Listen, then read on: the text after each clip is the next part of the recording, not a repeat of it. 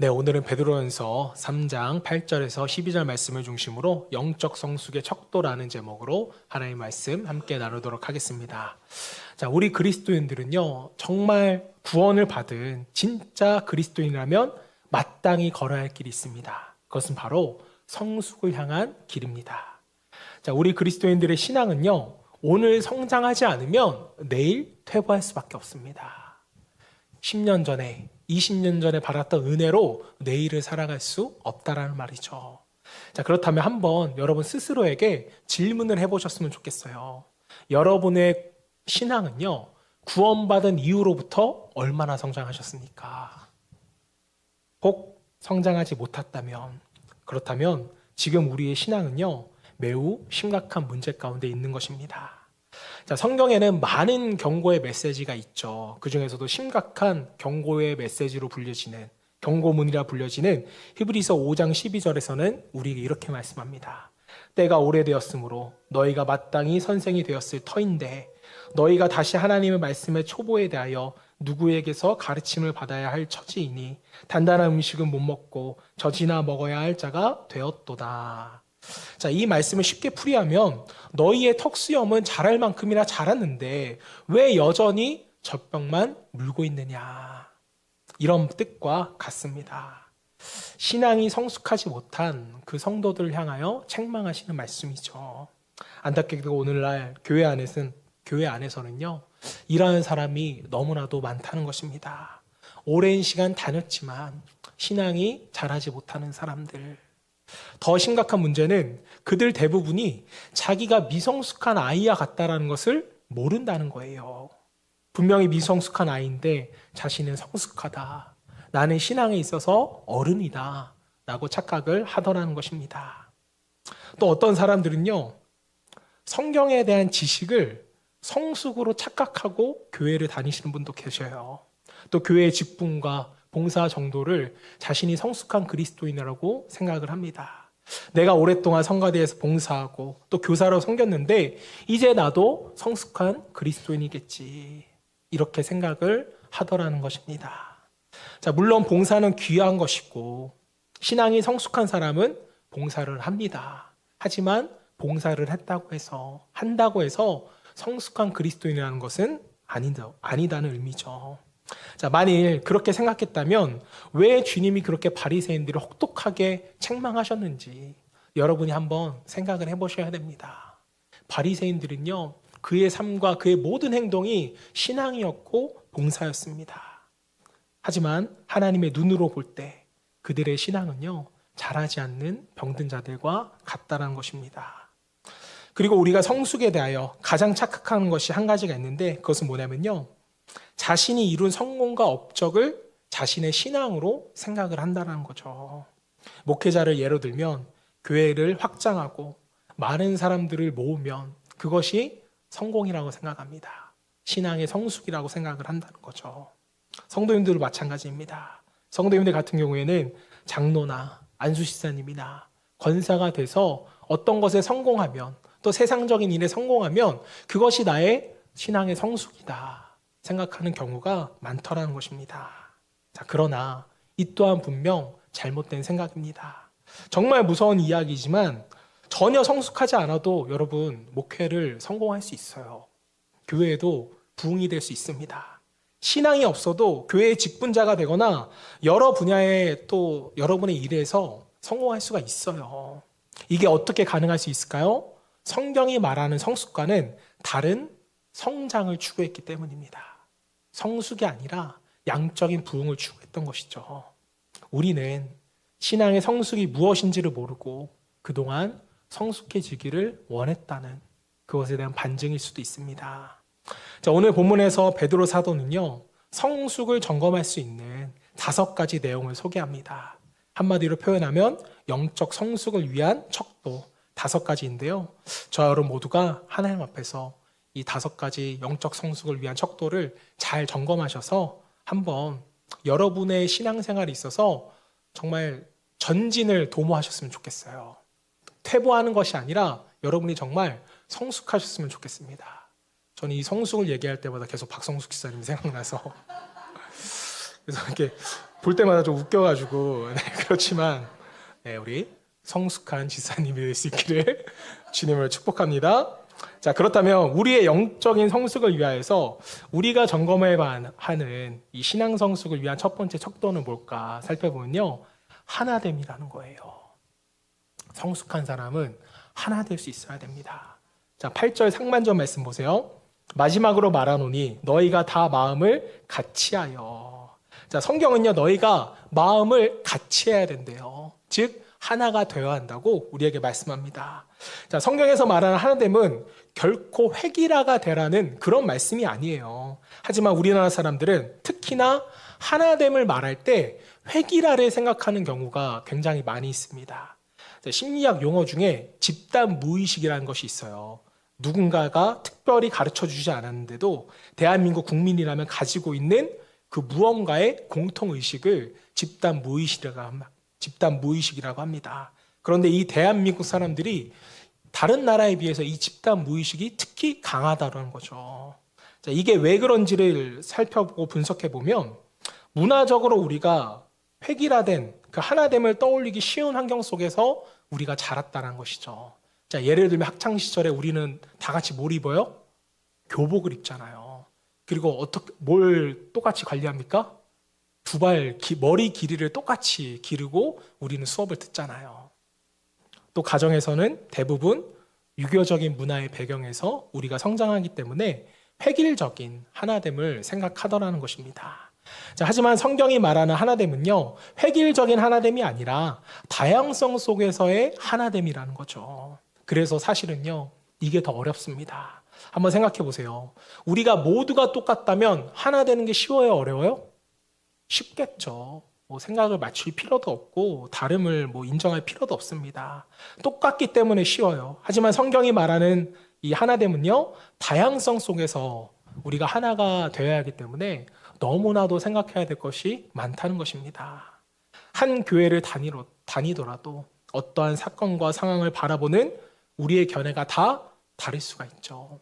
대표적인 예로서 정치적인 견해가 다를 수 있습니다. 어떤 사람은 진보적일 수도 있고 어떤 사람은 보수적일 수도 있어요. 어떤 사람은 한 인물을 좋아할 수도 있고 어떤 사람은 한 인물을 비판할 수도 있습니다. 자, 그래서 교회 안에서는 이야기를 하다 보면 우리가 서로의 다름 때문에 물론 불편함을 느낄 수 있죠. 자, 그런데 성경에서 말하는 하나됨은 이렇게 다름에도 불구하고 하나됨을 유지하라는 것입니다. 너희가 하나 되어야 한다는 거예요. 그래서 당연히 쉽지는 않겠죠. 자, 하지만 신앙의 성숙을 우리가 무엇으로 알 수 있습니까?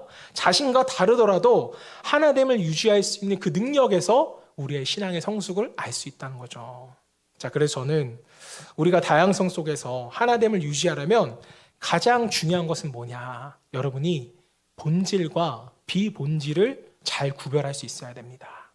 자, 본질적인 부분에서는 여러분이 흔들리거나 타협해서는 안 되죠. 예를 들면 성경이 말하는 구원이라든지 또 삼위일체의 교리라든지 이런 거는 여러분들이 타협해서는 안 됩니다. 자, 하지만 비본질적인 부분에서는 우리의 마음을 바다처럼 넓힐 수 있어야 돼요. 이것이 우리가 하나 될 수 있는 비결입니다. 자, 하지만 안타깝게도 많은 교회 공동체들이 이 본질적인 이유보다는 비본질적인 이유로 깨지는 경우가 더 많더라는 거죠. 교회 건축이라든지 담임 목사의 청빙이라든지. 저는 한 교회가 성가대 예산 때문에 교회가 갈라졌다는 이야기도 들은 적이 있습니다. 이런 것들은 다 비본질적인 이유죠.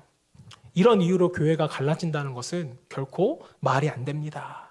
때문에 교회와 성도는요, 항상 하나됨이라는 항목에서 우리가 얼마나 성숙해져 있는지 항상 점검을 해야 할 것입니다. 자, 여러분, 지금 우리는 다른 사람들과 얼마나 조화를 이루며 살아가고 있으십니까? 우리는 살아왔던 환경이라든지 또 신앙의 배경이라든지 이런 게 다 다르죠. 하지만 성경은 다양성 속에서 하나됨을 유지하는 것이 영적인 성숙이라고 우리에게 분명히 말씀하고 있습니다.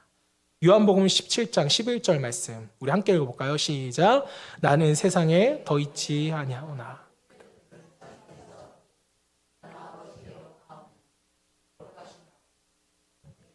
아버지의 이름으로 그들을 보존하사 우리와 같이 그들도 하나 되게 하옵소서.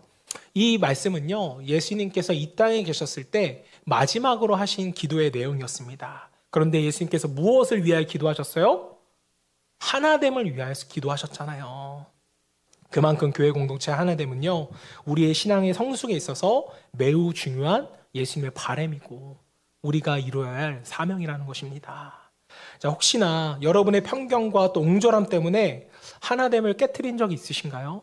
그런 적이 있다면 여러분 하나님 앞에 나가서 회개하셔야 됩니다. 회개하시고 이제는 비본절적인 면에 있어서는 정말 바다같이 넓은 마음을 여러분이 가지셔야 돼요. 저는 교회만큼은 세대 차이가 없었으면 좋겠습니다. 20대나 30대나 60대까지 정말 다양한 세대가 어우러져 있는데 이 세대가 정말로 하나 되는 거예요. 이게 교회의 모습이라고 생각을 합니다. 또 정치적인 견해 차이도 우리는 극복할 수 있다고 믿어요. 왜요? 우리 주님이 우리의 하나됨을 위해서 기도하셨잖아요. 주님이 기도하셨는데 하나됨이 불가능할까요? 아닙니다. 자, 때문에 하나됨은요, 불가능하지 않아요. 하나됨은 교회의 참 모습이고 우리의 모습이어야 할 것입니다. 자, 한 발 더 나아가서 우리의 영적인 성숙을 위하여 우리가 점검해봐야 할 신앙 성숙을 위한 두 번째 척도는요, 자애로운 마음입니다. 본문 8절 말씀, 마지막으로 말하노니 너희가 다 마음을 같이하여 동정하며 형제를 사랑하며 불쌍히 여기며. 자, 여기에 나오는 동정하며 형제를 사랑하며 불쌍히 여기며 라는 말은요, 각기 다른 말 같지만 사실은 하나예요. 여기서의 중심은 형제를 사랑하며입니다. 이 단어가 세 단어를 하나로 묶고 있는 것이고 앞뒤의 두 단어는요, 이 형제 사랑을 꾸며주는 말인 거예요.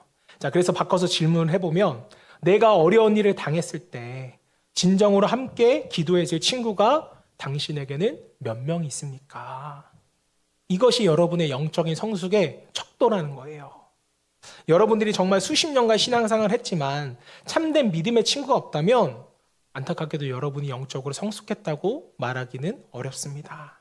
진정한 친구, 성경에서 말하는 동역자는요, 절대로 저절로 생기지 않아요. 여러분이 만들어가는 것입니다. 어떻게 만들까요? 본문은요, 우리에게 두 가지를 말씀합니다. 먼저 동정하며. 이 동정하며의 헬라어 원어는요, 심파스토라는 단어를 사용했는데 원래의 뜻은 함께 고통받다라는 것입니다. 이 말은요, 공감하는 것을 의미해요. 성도가 감정을 함께 나눈다는 것을 의미합니다. 자, 성경은 이렇게 우리에게 서로의 감정을 나누는 것을 굉장히 여러 번 강조했어요.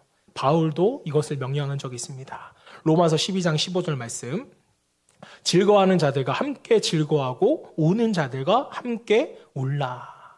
여러분, 이 말씀 여러 번 들으시고 또 보셨을 거예요. 하지만 이 말씀을 실천하기란 결코 쉬운 일이 아닙니다. 이렇게 하려면 먼저 우리의 시기와 질투를 버려야지만 가능해요. 특히나 어려운 자들과 함께 우는 것보다 더 어려운 것은요, 즐거워하는 자들과 함께 즐거워하는 것이 저는 훨씬 더 힘들다고 생각합니다. 왜요? 남이 즐거워하면 시기와 질투로 우리는 배가 아프거든요. 그러나 우리는 그렇게 해야 하고 그렇게 할 수 있어야 되는 것입니다. 여러분 한번 생각해 보세요. 우리 자식은 취업도 못하고 집에서 놀고 있는데 우리 같은 교회 성도님 자녀는 대기업에 취직했다고 한번 생각해 보세요. 정말 진심으로 기뻐할 수 있으세요? 표정이 많이 안 좋으신데? 진심으로 해야 된다라는 거죠. 그렇게 하지 못한다면 지혜로운 것도 아니고 하나됨도 아니고 주님이 원하시는 신앙의 성숙은 없는 것입니다. 성도가 즐거워하는 것을 함께 즐거워하지 못한다? 그리고 질투한다? 이것은 정말 교회가 무엇인지, 성도가 무엇인지를 전혀 이해하지 못하는 것입니다. 자, 여러분, 혈연은요, 이 땅에서 끝나요. 정말 이 땅에서 끝입니다. 그러나 예수 그리스도의 피로 구원받은 교회의 지체가 된 관계는요, 천국까지 영원히 지속된다는 거예요. 옆에 있는 남편, 아내에게도 잘해야 되지만 우리는 천국에서도 함께 볼 성도에게도 사랑을 부어줘야 하는 것입니다. 공감하시고 같이 고통받으셔야 돼요. 이게 성경이 말하는 공감입니다. 정말 누군가와 믿음 안에서 깊은 사랑과 우정을 나누기 원하십니까? 그렇다면 그분과 여러분의 감정을 나누세요. 그분의 감정을 여러분 또한 느끼시길 바랍니다. 하지만 이렇게 누군가의 감정에 공감하는 것 쉬워요, 어려워요? 어렵습니다. 잘 안 되시는 분들이 있어요. 이때 가장 좋은 방법은요, 당연히 하나님께 나아가 기도하는 것이죠. 기도하다 보면 성령님이 우리의 마음 가운데 역사하십니다. 우리의 마음을 움직여 주세요. 이때부터는 그 사람의 일이 나의 마음으로 다가오기 시작하는 것입니다. 여러분, 이게 정말 힘들어서 목사님, 저는 힘들게 다른 사람의 마음과 공감하기가 싫은데요. 이런 분이 계실 수도 있습니다. 자, 그런데 여러분, 이 과정이 왜 중요하냐면요. 사람은 영적인 존재라서 교감이라는 것을 해요. 자, 그래서 신앙의 우정은요, 서로 동정하고 공감할 때, 그때 자라나게 되는데, 이게 우리와 교감하시는 하나님의 마음이라는 거죠. 다시 말하면, 우리는 성도와 교감할 때, 하나님과 교감할 수 있는 방법도 훈련하게 된다는 것입니다. 그리고 그 뒤에 하나님의 마음이 또 나와요. 8절, 형제사랑 뒤에 불쌍히 여기며 라는 말이 나옵니다. 자, 이 말의 의미는요, 측은히 여긴다는 의미죠. 자, 마태는 이 단어를 이렇게 사용했습니다. 마태복음 9장 36절, 무리를 보시고 불쌍히 여기시니 이는 그들이 목자 없는 양과 같이 고생하며 기진함이라. 제가 자주 말씀을 드리지만 성경에서 예수님이 무리를 또 성도를 불쌍히 여기셨다? 그렇다면 어떤 일이 일어난다고요? 이 감정이 표현되면 성경에는 100% 기적이 나와요. 자, 그래서 누군가를 불쌍히 여긴다는 것은 굉장히 신앙적이고 기적적인 마음이라는 거죠. 만일 주님이 우리를 불쌍히 여기시지 않았다면 우리는 결코 구원받지 못했을 것입니다. 하나님이 우리를 불쌍히 여기셨음을 여러분들이 기억하시길 바라요. 내가 어떻게 구원받은지를 아는 사람만이 여러분 성숙할 수 있습니다. 때문에 혹 다른 사람이 잘못을 범했더라도 그를 불쌍히 여길 수 있는 것이죠. 자, 그러니까 신앙적으로 미성숙한 사람은요, 자신은 한 번도 잘못한 적이 없는 것처럼 다른 사람을 지적하고 정죄하고 비판하는 사람입니다. 무지하고 어리석은 사람인 것이죠. 여러분, 혹시 주변에 누군가 어려움을 당했나요? 병들어 있습니까? 실패했나요? 자, 그렇다면 판단하지 말고 그를 그저 불쌍히 여겨주세요. 누구처럼요? 예수님이 우리를 불쌍히 여겨주신 것처럼. 이 마음으로 여러분들이 동정하며 공감할 때 우리에게도 놀라운 기적이 일어나고 참된 동역자가 생기게 되는 것입니다. 공감, 긍휼히 여김, 더불어 살아감이 없으면 신앙은 결코 성장하지 않습니다. 머리만 커지고 삶의 변화가 없는 그런 가짜 신앙인이 되더라는 거죠. 신앙의 여정에서 진정한 동역자와 친구를 만들 수 있는 저와 여러분 되시기를 주님을 축복합니다. 자, 우리의 영적인 성숙을 위하여 우리가 점검해 봐야 하는 세 번째 척도는 무엇일까? 세 번째는 겸손입니다. 자, 마지막 8절을 보시면요. 형제를 사랑하며 불쌍히 여기며 겸손하며 이렇게 되어 있습니다. 자, 성경은 겸손을 말하죠. 그리고 우리는 겸손의 중요성을 너무나도 잘 알고 있습니다.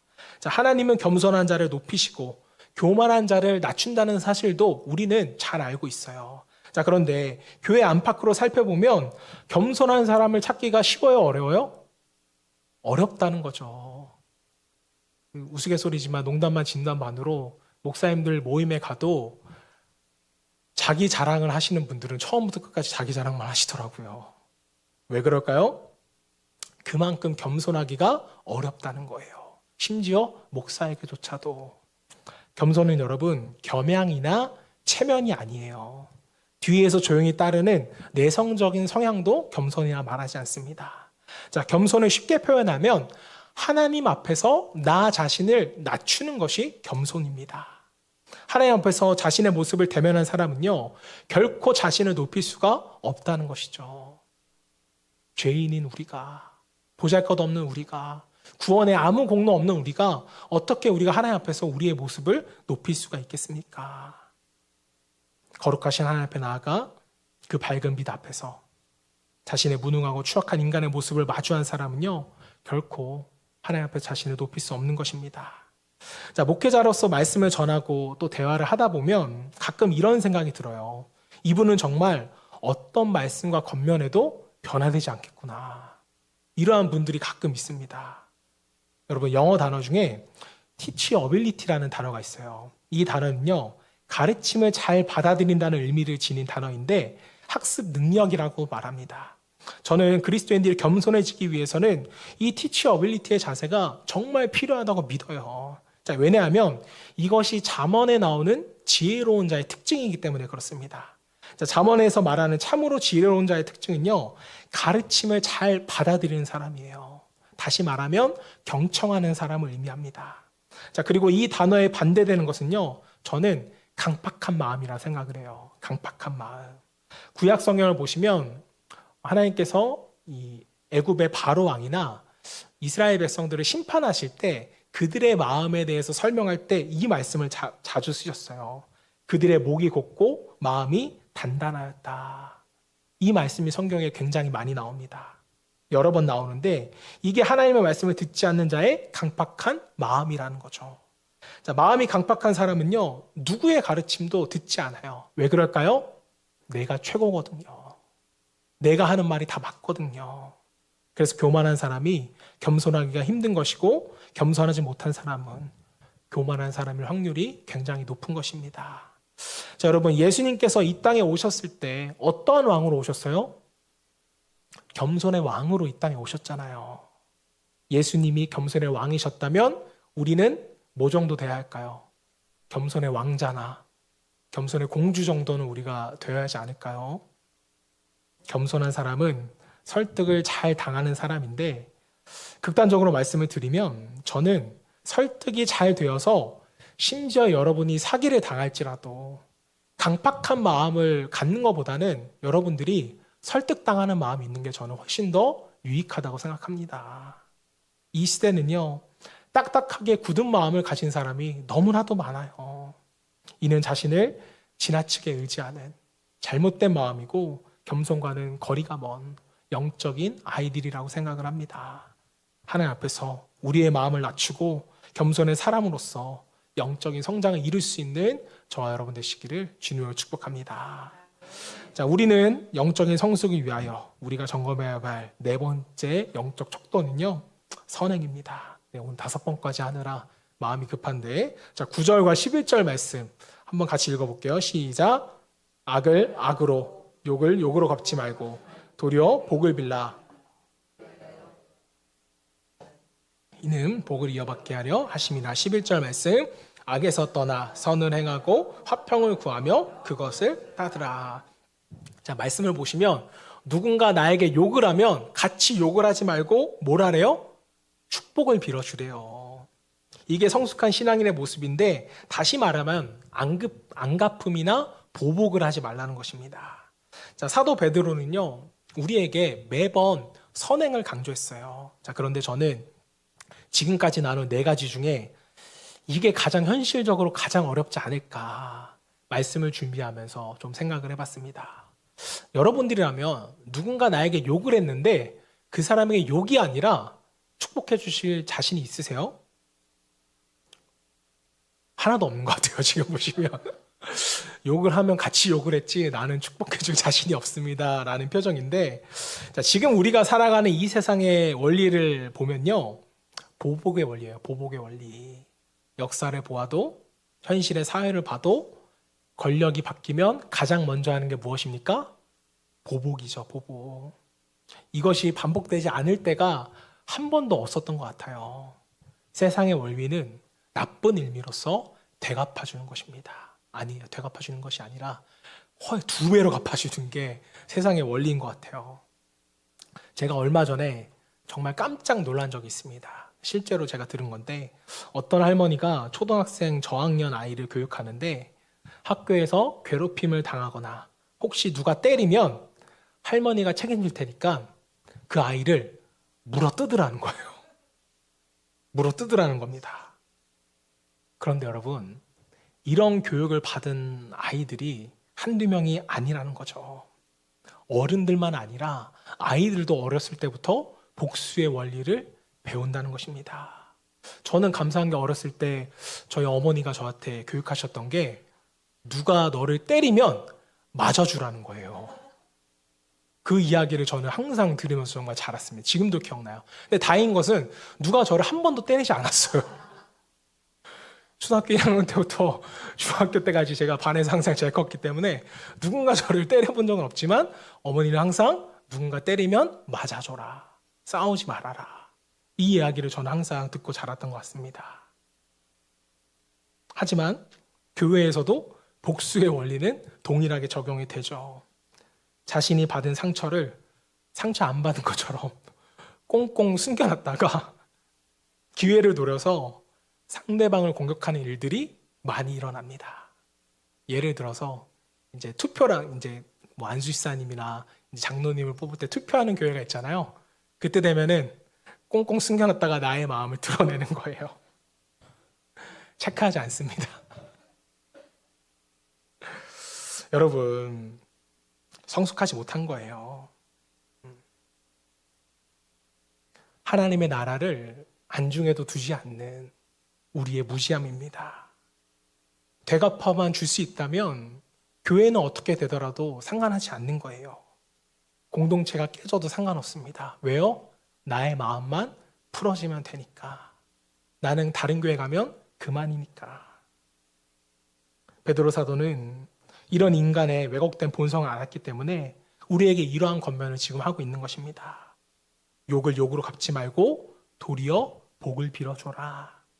악에서 떠나 선을 행하고 화평을 구하는 자가 되거라. 상대가 잘못했습니까? 혹시 여러분의 명예를 훼손했나요? 당신의 뜻을 꺾었나요? 그렇다면 그를 용서하시고 보복하지 마세요. 누군가가 당신을 험담하고 비난하면 분노를 키우지 말고 그저 하나님께로 나아가시기를 바랍니다. 하나님이 여러분의 마음을 위로해 주실 거예요.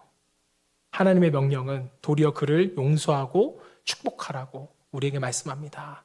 물론 매우 어려운 일이죠.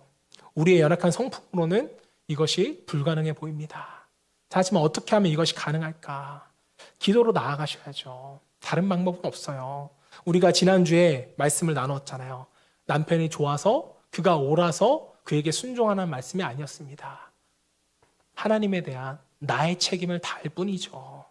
때문에 우리는 주님께 진심으로 나아가 그 문제를 붙들고 기도해야 합니다. 물론 처음에는요, 우리의 마음이 연약해서 하나님이 좀 갚아주세요. 이렇게 기도할 수도 있어요. 자, 그러나 정말 우리가 올바르게 서기 위하여 신앙의 성숙을 위하여 기도한다면 성령이 저는 우리의 마음을 바꿔주시리라 믿습니다.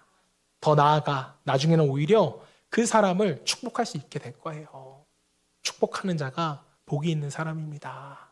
저 여러분 모두가 주님 앞에 바로 설 수 있기를, 그리고 축복하는 자가 될 수 있기를 주님으로 축복합니다. 정말 어려우실 때는 여러분들이 예수님의 모범을 생각하세요.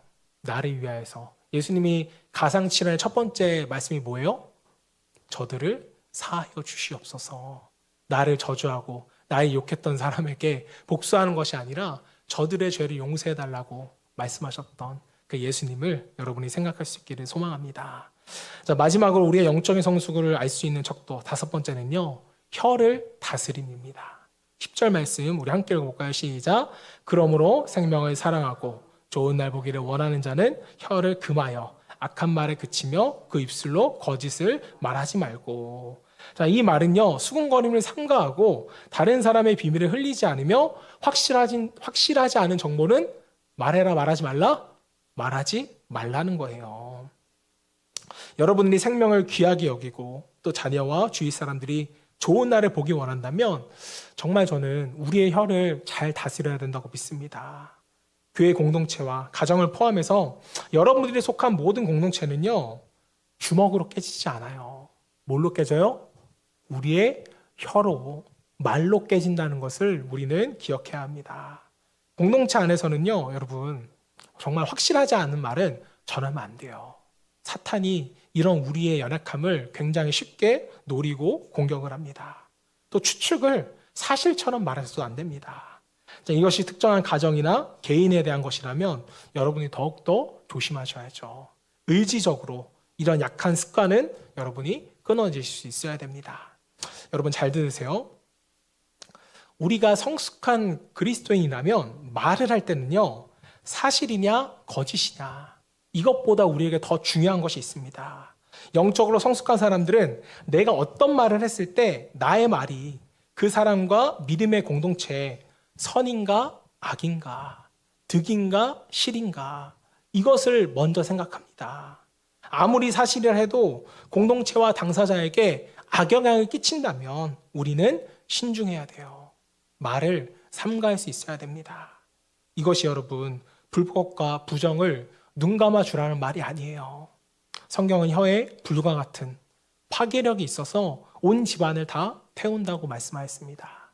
시편 기자는요, 자신의 임에 파수꾼을 세워달라고 기도를 했어요. 왜 이런 말을 했을까요? 말은 사람을 살릴 수도 있고 또 병들게 할 수 있는 엄청난 능력이 있기 때문입니다.